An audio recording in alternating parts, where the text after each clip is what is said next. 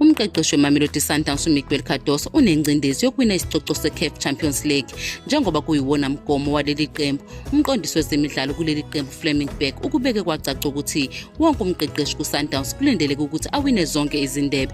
uCardoso ofinyelele kwamanqamu eChampions League ne-experience ngesizini edlule ufuna ukuqopha umlando ngokuholela iMamelodi Sundowns ekuwineni isicoco. Njengoba kuyiwa kumdlalo obalekile wesigaba samaqoqo neRaja Casablanca, ingcindezi iyanda. Umqeqeshi we-Orlando Pirates Jose Riveiro naye unengcindezi yize sekunqobe izindebe kusukela ejoyine leli qembu ku-2022. Abalandeli manje balindele okungaphezulu kokuwina kwasekhaya futhi bafuna isicoco seligi nesicoco se-Champions League. Ifa lika Riveiro lizoqina kuphela uma enqoba isicoco sekilab esibaluleke kakhulu ebholeni lase-Afrika. Ukuqeda okokuqala esigabeni samaqoqo e-Champions League kubaluleke kakhulu njengoba kuqinisekisa indawo engcono lapho kuqhathwa khona ama-quarter final futhi kugwema ukubhekana namaqembu anzima kweyomkhumula jezi. Bobabili uCardoso noRiveiro bayazi ukuthi ukuwina imidlalo yabo ezayo kubalulekile.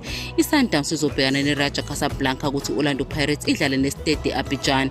Ukuwina kwanoma yiliphi iqembu kungabasiza ukuthi baqhwakele eqoqweni labo futhi bathuthukise amathuba abo okufinyelela kuma-quarter final.